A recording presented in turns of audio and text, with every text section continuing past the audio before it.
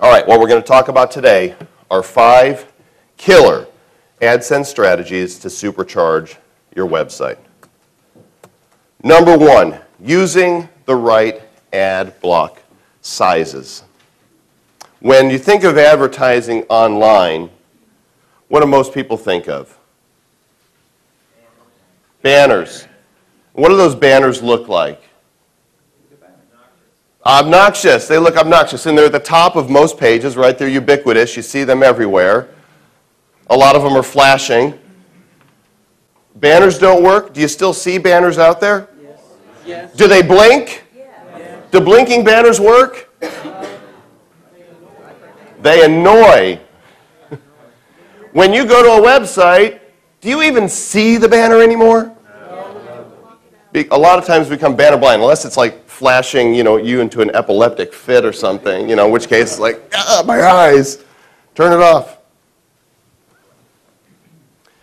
Google gives you lots of different choices for block sizes. Yes, you have the standard banner, if you choose to use that. You've also got the rectangles, the large leaderboard, very long ad. And then we've got the skyscrapers that go up and down. Which one do you think is the best?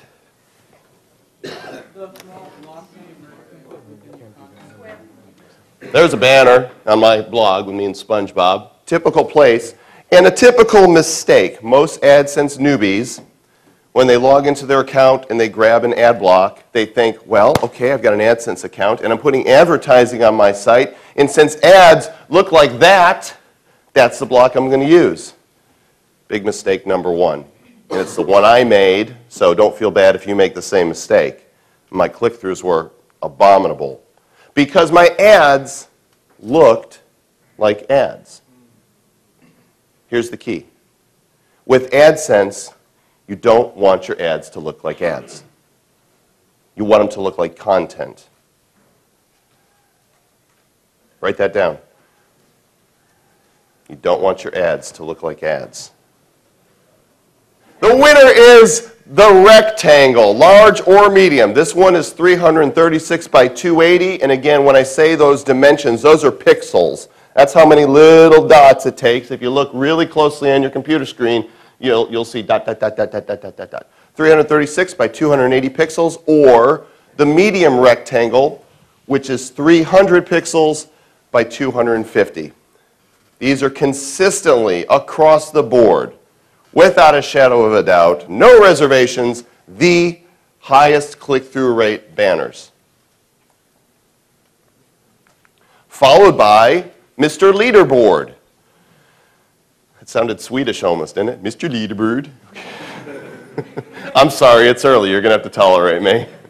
I'm usually not up before 10. But let's see, on Oklahoma time, it is 11:15, so I'm good.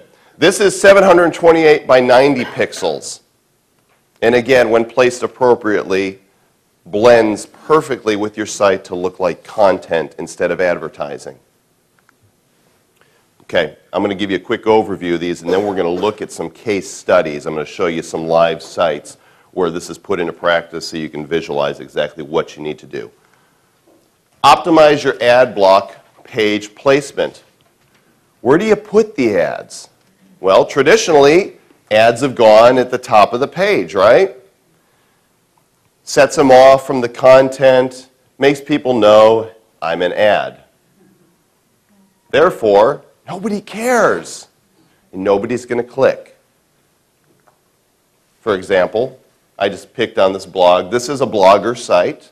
I just went looking for some AdSense examples on Blogger sites, and this guy made the typical mistake. He got a 468 by 60 banner, threw it up at the top of the page. You come to that page, and where do your eyes immediately go? Yeah, here and here, the content. Ad? What ad? Some other people do this. This is another Blogger site. What they've done is there was no ads at the top. They've put this ad in the sidebar.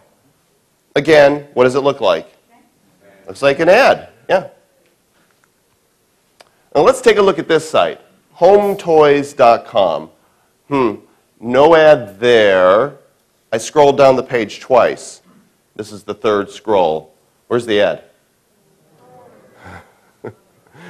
Remember yesterday when I said don't do AdSense halfway? This is like not even doing AdSense at all. It's saying, I'm really sorry that I'm putting this ad on the page, and it's way here at the bottom, so if you happen to see it, maybe you can kind of click on it and give me a few cents in my tip jar. This guy doesn't even know he's got a tip jar. And he may as well not. We'll skip by this one for a minute. Okay, let me show you with a live example since I don't have it in the presentation. Let's go to my blog at joelcom.com. Another guy owns joel.com.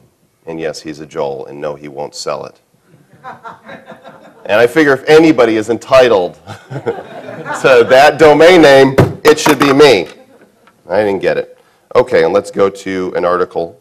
First of all, you'll notice what I did here on the main page is I put the leaderboard ad directly underneath the header. Okay, not up at the very top, not here.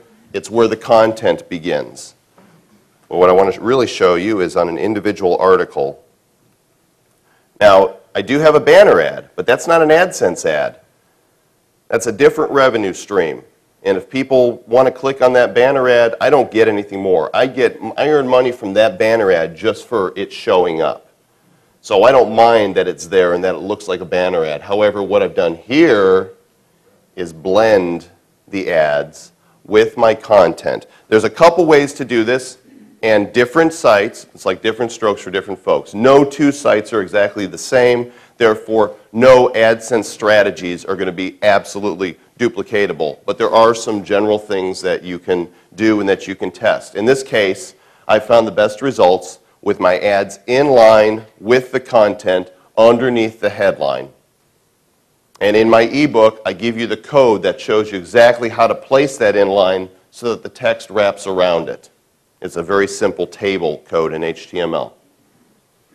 Now, I told you you can put up to 3 blocks on a page. Those 2 blocks there, in the HTML document, the way the browser reads it is brrr, brrr, like that. So in the HTML document, that ad is first, this is second. Which of the top ads, either the San Francisco Realty or the Hotel San Francisco, do you think is the highest paying ad? The one on the left. That's right. Google looks at your AdSense blocks consecutively. So if you've got 3 blocks on your page, it says, here's the first one in the document. We're going to deliver ad number 1 to the top of that. So I've got ads number 1, 2, 3, and 4 here, which means this is going to be ad number 5, 6, 7, and 8. And if I had another block at the bottom, which I wonder if I do, let's look. I do so many changes that I forget what I do. No, that's it. We got the 2. A common mistake people make, especially if they've got a left sidebar, is they put an ad in that sidebar somewhere down the bar, and then they put another ad in line with their content. Well, their highest paying ads are going to be in that sidebar, but they're going to be the least likely to get clicked on. You understand? You with me? Okay. All right, again, a quick bird's eye view, and then we're going to go a little deeper with case studies. So inline page placement, if possible. I'm going to show you some examples where that's not always the case.